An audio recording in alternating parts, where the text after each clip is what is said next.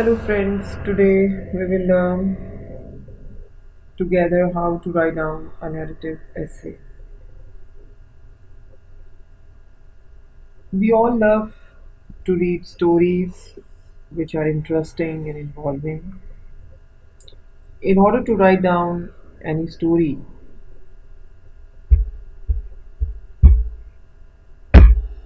there are five elements which are important. Number one is the plot, number two are the characters, number three, setting, four is the point of view, and the last one is the theme. In this plot diagram, you can see that the first part of the plot is the exposition, because plot is the sequence of events in a story which has a proper beginning, middle, and end. Now, among the five essential parts of a plot, exposition is the number one, which is also the introduction. The beginning of the story, of the characters, the background, and the setting is revealed in the introduction of the story. Then comes the rising action. It is the part of the story where the events in the story become complicated and the conflict is revealed. And the conflict is not just limited to arguments, it is any struggle which the main character faces in the course of the story. Then comes the final, and before the final action is the climax. And the climax, we all know, is the turning point of your story where the main character receives new information or accepts new information or acts on the new information. So, a major change actually takes place at the climax of the story. Now, the following action is the point where the resolution begins, the conclusion begins, and the events and complications start to fall into place. And finally, the resolution of your story will be the final outcome of the events and the final conclusion, how you conclude your story. Overall, we can say that plot is the part of the story or the narrative which tells us what is happening and how is it happening. Now, the character is the second element of any story.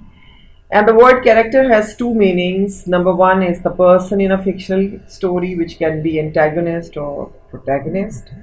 Or number second of character, the meaning of the word character is the quality of a person. Now we can see that when it comes to protagonist or antagonist, the protagonist is that a person or the main character or the hero of the story who is the center of the story and the major events are important to this character. Antagonist is the opposition or the enemy of the main character.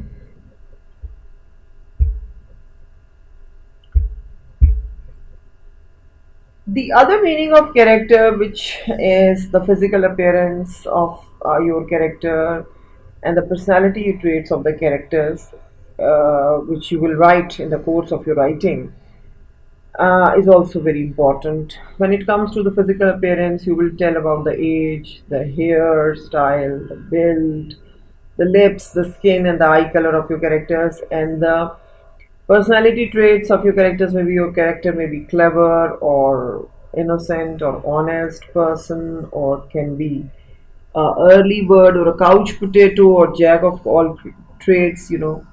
So this you will describe according to your character's requirement, and this will make your characters interesting and your story even more interesting.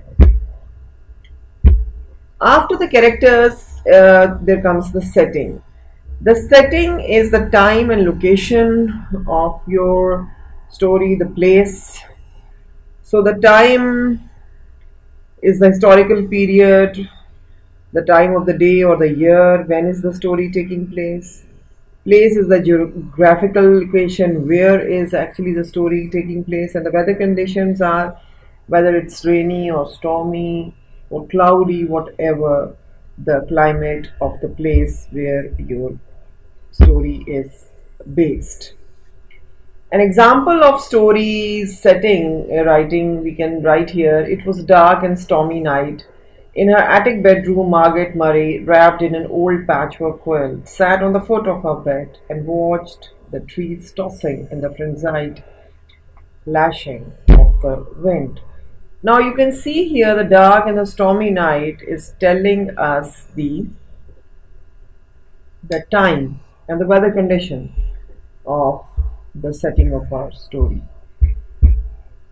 Then comes the point of views. The first person point of view is I, me, or we, in which if you are writing a story with the first person, usually it is the protagonist or the character who interacts closely with the protagonist when we use I, me, or we. In the second person, when we use you, your, and yours, usually the reader, the narrator who addresses the reader or some other assumed you. And in the third part, point of view, when the in the third person point of view, the story is written. So the narrator sees all of the action as a third person. Finally comes the theme of your story, which is the central message or the moral of the story.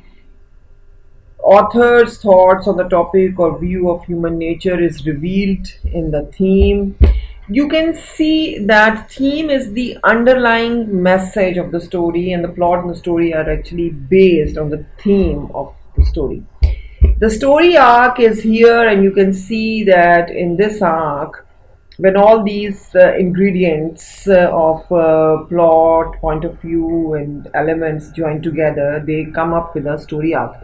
In the story arc, there is a beginning, and this is the world of your story before it changes. Then there is in the first half of the story, the forces of change begin their work, mostly unrecognized. Then comes the midpoint, the tables are turned in a big way, exactly in the middle of the story. Then the second half of the story, the antagonist pushes back against change. Then climax is where opposing forces duel and there's a clear winner and loser. And end is the world of your story after a change has taken place. Now Cinderella's plot diagram will make it even more clear. The setting is a kingdom and the time is long time ago. Exposition is Cinderella wanted to go to the ball, but her stepmother wouldn't allow her to go, so her fairy godmother comes to help her. Number 2 is Cinderella does not have a dress to wear to the ball. Number 3 is the stepsisters go to the ball. This is the rising action. Number 2 and 3 are the rising action. Number 1 is the exposition. Number 4 event is a fairy godmother appears and provides Cinderella with clothes, a coach and footman. Number 5 rising action is the Cinderella goes to the ball. 6th is Cinderella dances with the prince but leaves hurriedly at midnight, losing a slipper. 7 is the prince says to that he will marry the woman whom the slipper fits. And the climax, the big climax of the story, is the stepsisters try their best to force their feet into the slipper, but it fits Cinderella. So from the climax, after the climax starts the falling action, and the falling action is Cinderella and the prince marry, and the stepsisters and stepmother live at the palace with Cinderella. Finally, they lived happily ever after is the resolution of your story. So here ends the plot and the elements of story writing. Inshallah, in the next video, we will learn more about narrative writing. Thanks for watching.